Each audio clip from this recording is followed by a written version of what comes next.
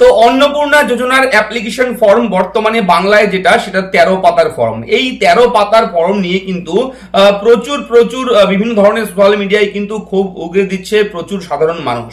এবং এরপর কিন্তু নারী ও শিশু কল্যাণ মন্ত্রী যে রয়েছেন মাননীয়া অগ্নিমিত্রা পাল মহাশয়া, উনি কিন্তু বক্তব্য দিয়েছে প্রেস মিডিয়াতে যে সেই আবেদন ফর্মটা, যে ফর্মটা 13 পাতার বাংলা ফর্ম, সেই ফর্মটাকে আবার মডিফিকেশন করতে পারে। হ্যাঁ, সেটা আরো সরলীকরণ করতে পারে। তার মানে বুঝতে হবে যে এই ফর্মটাকে আবারও পরিবর্তন করতে পারে সরকার। এমনই কিন্তু মনে হচ্ছে এই মুহূর্তে। আমরা সমস্ত বিষয়টা এই ভিডিওতে কভার করার চেষ্টা করব। যে অ্যাপ্লিকেশন ফর্ম আপনারা ফিল আপ করেছেন, জেরক্স করেছেন, এনেছেন, তুলেছেন, বাড়িতে রেখেছেন, সেই ফর্মটা আবারও কি তাহলে চেঞ্জ হবে? এটা একটা এই মুহূর্তে ধোঁয়াশা রয়েছে। তবে সমস্ত বিষয়টাই ক্লিয়ার করে দেব। অগ্নিমিত্রা পাল মহাশয়া কি বলেছেন, উনি কি জানিয়েছেন, সমস্ত কিছুটাই এই ভিডিওতে কভার করব।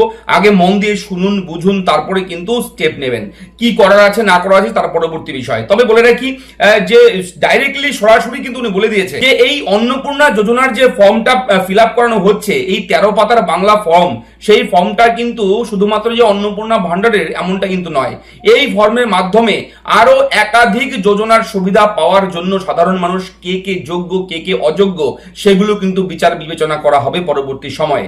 কেন্দ্রীয় সরকারের একাধিক যোজনা রয়েছে, বিভিন্ন যোজনার কিন্তু যা যা যোজনা রয়েছে সেন্ট্রাল গভর্নমেন্টের সমস্ত যোজনা কিন্তু এখন আস্তে আস্তে কিন্তু পশ্চিমবঙ্গ রাজ্যবাসী এবার থেকে এক এক করে, যেমন ধরুন আয়ুষ্মান ভারত যে হেলথ স্কিম আছে, আর তারপর হচ্ছে পিএম কিষাণ রয়েছে, সেটা তো আগের থেকে পাচ্ছে।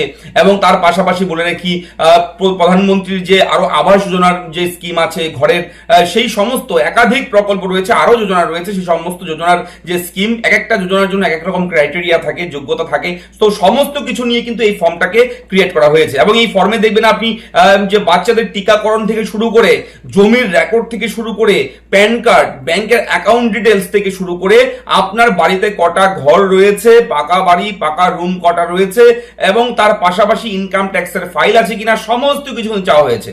তার মানে এই ফর্মের মাধ্যমে আরো অন্যান্য যে প্রকল্পগুলো রয়েছে, যেগুলো জনকল্যাণমুখী প্রকল্প, ভারতবর্ষের সেন্ট্রাল গভর্নমেন্টের সেই প্রকল্পগুলো যাতে করে পশ্চিমবঙ্গে লাগু করা যায়, এবং তখন যাতে করে ডেটা একটু কম দিলেও চলবে, কেননা ডেটা কিন্তু আমরা এই অন্নপূর্ণার মাধ্যমেই দিয়ে দিচ্ছি। এবং এই অন্নপূর্ণার ফর্মটা ফিল আপ করা মানেই যে অন্নপূর্ণা ভান্ডারের টাকা পাওয়া যাবে কিংবা পাবে না এমনটাও কিন্তু নয়। বক্তব্যগুলো কিন্তু স্পষ্ট করে জানিয়ে দিয়েছেন নারী ও শিশু কল্যাণ মন্ত্রী অগ্নিমিত্রা পাল মহাশয়া।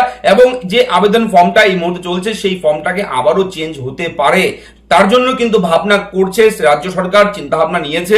এবং তার জন্য সরলীকরণ যাতে করা যায়, আরো ইজি যাতে করে ফর্মটাকে করা যায়, সেই নিয়েও কিন্তু চিন্তা ভাবনা হচ্ছে। তো চলুন আমরা শুনে নেব অগ্নিমিত্রা পাল মহাশয় কি বলেছে, কি এমন বলেছে যার জন্য কিন্তু এমন মনে হচ্ছে। চলুন আমরা ভিডিওটা দেখে নিই।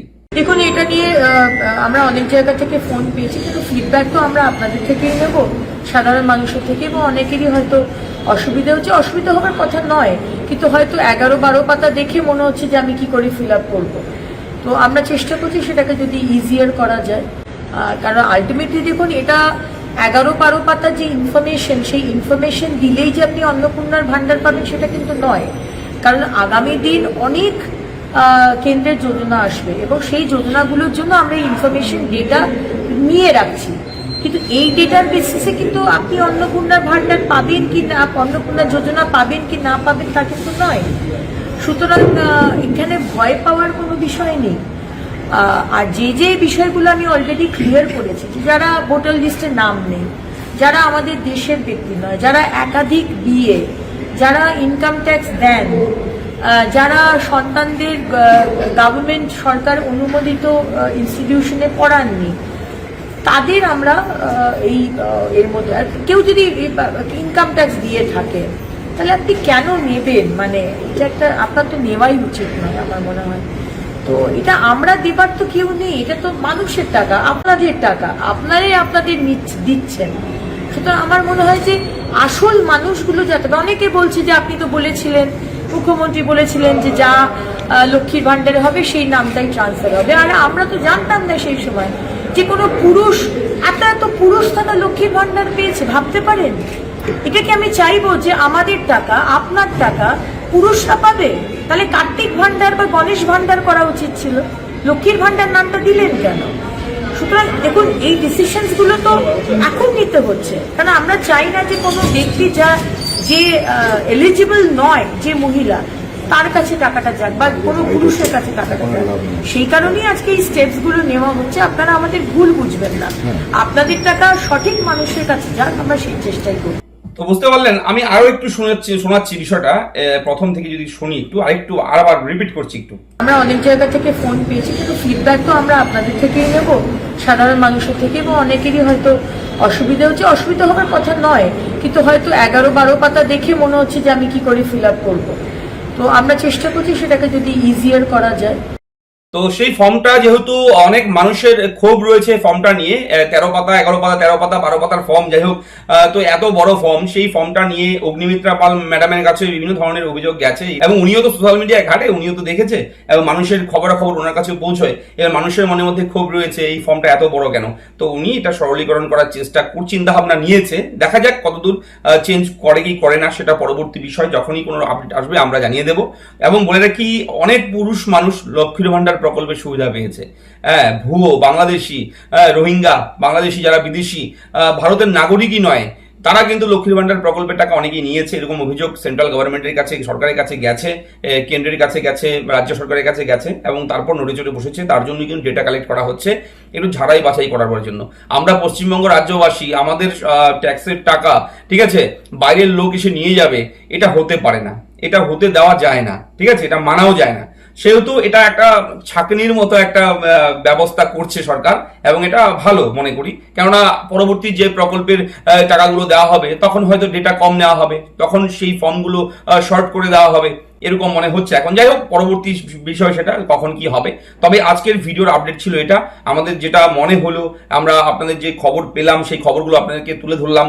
আপনাদের কেমন লাগলো, আপনাদের মতামত অবশ্যই জানাবেন। তবে বলে রাখি, ফর্মটা কিন্তু একটু ছোট করলে হতো। যাই হোক, দেখা যাক, চিন্তা ভাবনা নিয়েছে সরকার। অগ্নিমিত্রা পাল ম্যাডাম নিজেই বলেছেন সেটা একটু সরলীকরণ, একটু ইজিলি যাতে করা যায় তার চিন্তা ভাবনা করছেন ওনারা। ওনারা তো আর এমনি এমনি বসে নেই, ওনারাও চিন্তা ভাবনা করছে এগুলো নিয়ে। ওনারাও বুঝতে পারছে যে মানুষের সমস্যা হচ্ছে অনেকের, ঠিক আছে। কেননা প্রথম যখন এটা ভাবনা হয়েছিল, প্রথম যখন উনি বক্তব্য দিয়েছেন যে যারা অশিক্ষিত, যারা পড়াশোনা জানে না, তারাও ফর্ম ফিল আপ করতে পারবে, উনি কিন্তু বলেছিল, অগ্নিমিত্রা মাল মহাশয় কিন্তু বলেছিলেন, ঠিক আছে, এই ম্যাডাম কিন্তু বলেছিলেন যে আগে এত ইজি করা হবে ফর্মটা, কিন্তু তারপরে এত মানে কঠিন হয়ে গেছে ফর্মটা। যাই হোক, এই বিষয়গুলো চিন্তা ভাবনার বিষয়, এগুলো সরকারের পদক্ষেপ কি নেয় সেই দিকে নজর থাকবে আমাদের, এবং আপনাদের নজর থাকুক আমাদের চ্যানেলের দিকে। আমাদের চ্যানেলের দিকে নজর রাখবেন, চ্যানেলটাকে সাবস্ক্রাইব করবেন, ভিডিওটাকে লাইক করবেন, যখন যখন আপডেট আসবে আমরা কিন্তু আপনার জন্য তথ্য প্রোভাইড করবো। ভালো থাকবেন, দেখা হচ্ছে পরবর্তী ভিডিওতে, ধন্যবাদ।